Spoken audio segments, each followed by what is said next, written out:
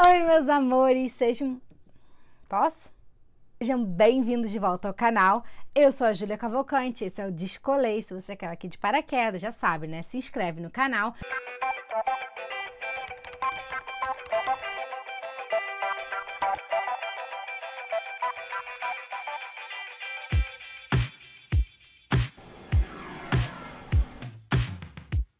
E no vídeo de hoje vai ser um episódio do Papo Descolado. Eu quis dar esse nome para os vídeos em que eu converso com vocês sobre alguma coisa da minha vida. E no episódio de hoje eu vou contar para vocês um pouquinho mais de como foi meu início. Se você ainda não assistiu o vídeo em que eu conto a minha história, eu vou deixar o card aqui. Um vídeo em que eu conto a minha história no Brasil, né, como eu decidi vir para os Estados Unidos e tal, mas eu não conto a partir do momento em que eu chego aqui, né? O que aconteceu depois? Bom, gente, resumidamente, eu decidi fazer a faculdade de Direito na UF, decidi largar o Direito, não estava satisfeita e decidi vir morar nos Estados Unidos e estudar Video Arts and Technology, né, o famoso audiovisual, que tem esse nome compridão aí, VAT, mas na verdade é o audiovisual. E eu vim para cá na intenção mesmo de morar aqui, de ficar. Sim, gente, falar que eu pensava em morar aqui para sempre é complicado, porque eu não tinha essa visão de futuro a tão longo prazo, né? Para mim, eu ia primeiramente fazer o curso de inglês, depois eu iria trocar para uma universidade, para um community college, faria ali mais 2 anos e meio. Depois, então, eu usaria o OPT, né, trabalharia por 12 meses, e depois eu transferiria para outra faculdade, para terminar os meus estudos, por mais 2 anos e meio, e depois eu usaria mais 1 ano de OPT, ou seja, mais 12 meses. Então, era um futuro. Eu fiz esse plano na minha cabeça, não tinha dinheiro para fazer isso tudo que eu tô falando, falei, vou primeiro porque eu posso, pro estudo, né, do inglês. Depois eu vejo como é que vai ficar essa transferência e tal. Claro que eu já pesquisei os valores, já comecei a dar uma olhadinha ali, me preparar para chutar o tripé. E vim para os Estados Unidos. Fiz festas, inimiga, tudo bebendo champanhe, uhul! E aí é claro que você sempre vai ouvir, gente. Todo mundo que veio para os Estados Unidos já ouviu o famoso hate das pessoas que vêm pra você e vêm falar, tipo, Você acha que vai ser fácil quando você chegar nos Estados Unidos? Você vai sofrer muito. Imigrante nos Estados Unidos só sofre preconceito, vai ser horrível, sua vida vai acabar. descontroladíssima, né? Gradativamente. Enfim, você vai ouvir muita gente falando assim, conheço alguém, eu tenho um primo que sofreu e foi horrível. Aí eu conheço uma tia que mora lá e até hoje não sabe inglês e é horrível. E a vida dela, coitada, não tem dinheiro para se aposentar e ela tem que trabalhar até morrer. Não, não, não, não, não. Porque o Brasil é maravilhoso, olha aqui, os nossos rios, a Amazônia, enfim. As pessoas vão tentar, cara, elas vão tentar. Não é que as pessoas tenham a intenção de desestimular e nenhuma teoria da conspiração de todo mundo te odeia, não, gente, pelo amor de Deus.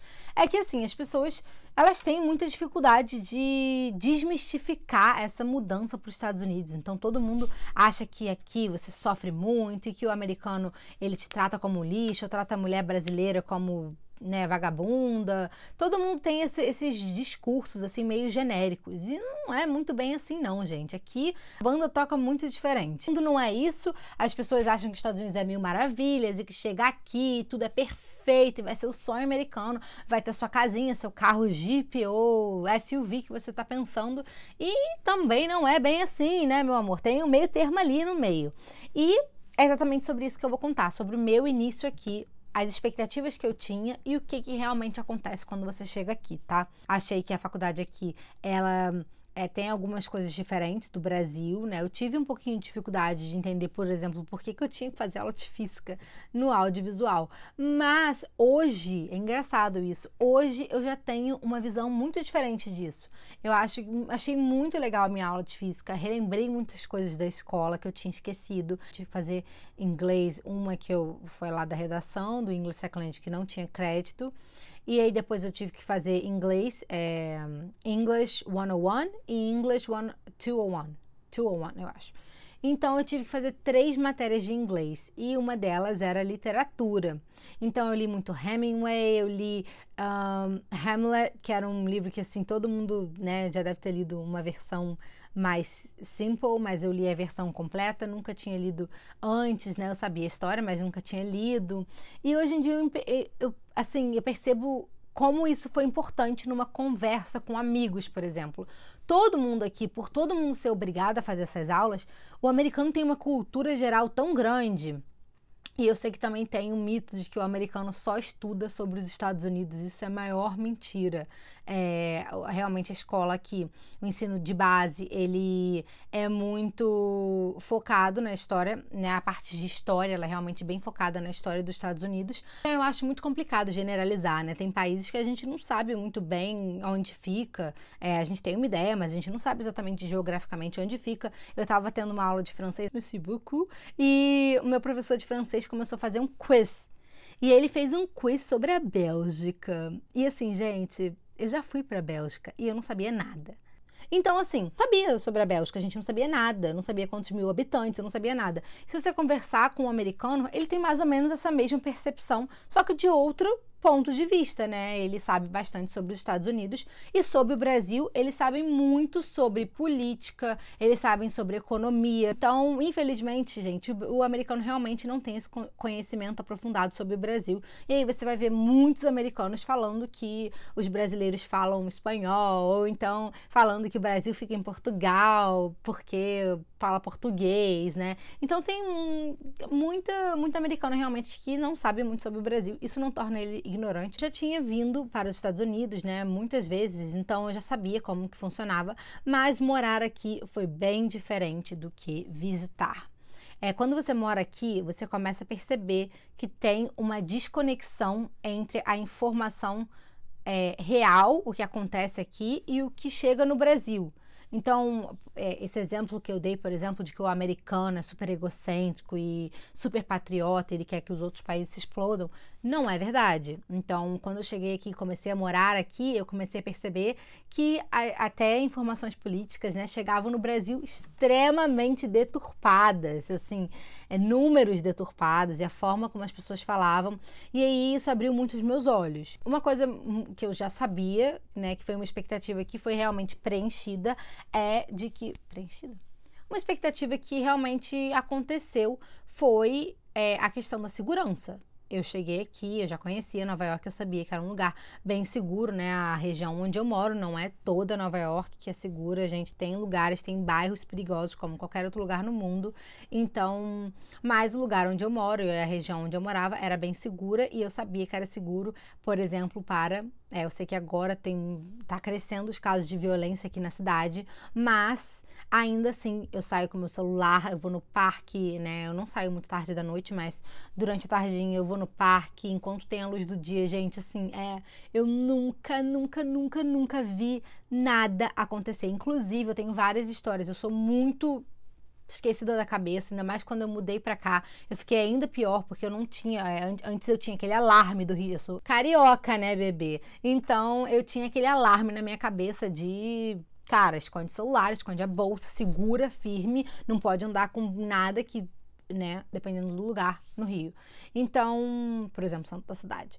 Então, eu vim pra cá e eu comecei a ficar muito desligada, gente, assim, eu deixo o celular na mesa, vou lá comprar um café, volto, deixo o laptop, eu deixava tudo e eu nunca tive problema com nada. Inclusive, um dia eu tava trabalhando e eu deixei no Central Park a minha mochila e fui eu tava com uma mochila e com uma bolsa. Eu deixei a mochila e fui fazer várias coisas no parque e tal, né? E quando eu voltei, eu só peguei a bolsa que tava meio afastada da mochila. Eu deixei a mochila assim do lado de uma cadeira. Deixei uma mochila preta ali, onde eu tava com o meu computador, tava com tudo na mochila. E deixei minha bolsa no banco.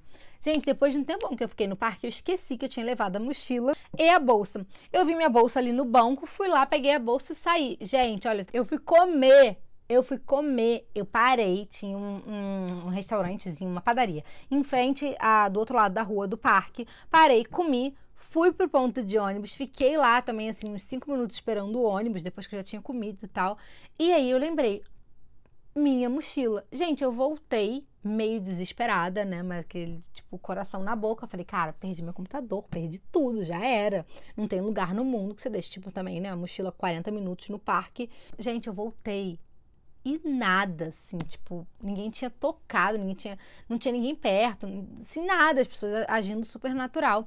Inclusive, né, aqui nos parques as pessoas deixam os strollers, né, os carrinhos do bebê, com o celular, com tudo assim no canto e vai brincar com o filho no parquinho, ninguém passa, assim, gente, é claro, pode acontecer, aconteceu com você? Então deixa aqui nos comentários se aconteceu com você alguma coisa aqui, que é legal para alertar as outras pessoas, mas comigo, nesses 3 anos, nada parecido nunca aconteceu. Se alguma coisa some, eu tenho certeza que eu perdi e que ninguém roubou, porque nunca aconteceu comigo aqui. Outra coisa, quando eu cheguei, eu fui morar num lugar que não era muito legal e aí eu tive problema em morar nesse lugar. Esse lugar não era muito bem permitido de se morar e a pessoa não podia alugar e estava alugando mesmo assim. Enfim, umas tretas dessa daí da vida. E aí eu me mudei. Quando eu me mudei, eu já contei aqui também no vídeo de que a mulher que eu morava numa despensa, né? E essa mulher, ela era alcoólatra e assim, ela gritava muito e eu tive não vários problemas, assim, eu literalmente ignorava ela e quando ela tava gritando muito eu saía e às vezes eu falava tipo, oi, tudo bem? Você pode falar um pouquinho mais baixo? Tô indo dormir. Eu já entrava de novo pro quarto pra ela não querer conversar nem nada comigo. Não terminamos em, tipo assim, não saí de lá odiando ela nem nada, mas eu saí dando graças a Deus que eu não teria que lidar com ela mais. Gente, eu vim com uma expectativa de que eu ia morar, conforme o tempo fosse passando, em um quarto para mim. Gente, é bem caro morar num quarto sozinho para você. Ter a sua intimidade aqui é uma coisa cara. Gente, eu conhecia senhoras, assim, pessoas de 40, 50 anos que dividiam cama com uma roommate. A pessoa tinha um apartamento pequenininho de um quarto e tinha uma cama de casal e as pessoas dividiam cama, tipo, com 40 e poucos anos, 50 anos já. Então, foi muito fácil conseguir um quarto, eu tive que batalhar muito, gente. E aí, quando eu comecei a trabalhar, graças a Deus, eu consegui começar a ter um pouco mais de privacidade. Foram mais ou menos 2 anos vivendo sem muita privacidade aqui, o que é meio chato. Isso daí era um aspecto bem ruim. Eu poderia ter muito mais privacidade se eu tivesse escolhido me mudar para uma área um pouco mais afastada, mas não foi a minha opção, né? Então, eu preferi abrir um pouco mão da privacidade para ficar numa área legal. Outra expectativa aqui, de que você vai chegar e vai arrumar um emprego logo de cara. Bom, pode acontecer. Conheço muita gente que já veio com emprego para no dia seguinte trabalhar aqui, gente. Então, não vou dizer que é uma ilusão, mas também não vou dizer que acontece com todo mundo. A pergunta também que as pessoas me fazem muito é: você sofreu preconceito? Não, nunca. Não sofri preconceito, graças a Deus, nunca aconteceu das pessoas terem preconceito comigo. Eu não tenho, assim, nenhuma lembrança no qual eu sofri preconceito. Porque também eu tenho muito essa visão de, como eu falei antes aqui, eu tinha esse conhecimento de que os americanos não sabiam muito bem sobre o Brasil.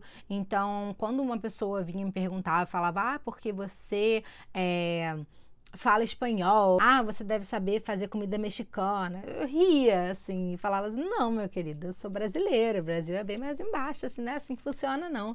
Não é tudo mesmo bolo, não. Mas eu sempre levei de boas, nunca fiquei chateada com isso, nem com nada parecido, ninguém nunca foi grosseiro. Eu acho que o preconceito vem realmente da intenção, né? Então, quando a pessoa fala uma ignorância dessas de que eu sei cozinhar comida mexicana porque eu nasci no Brasil, você tem que rir, não tem muito o que fazer. Você ri, explica pra pessoa, né? Pra ver se ela entende e passa a não cometer esses erros que, né? Na condição de estudante, né? Tão disposto a aprender a língua, as pessoas são geralmente muito simpáticas com você, tá? Eu nunca tive um problema de alguém, tipo, me maltratar porque eu não sabia falar alguma coisa. Inclusive, as pessoas riam muito e eu ria muito com a pessoa, assim. Gente, se você for muito sensível, você pode dizer que, fulano riu do meu inglês e eu sofri preconceito.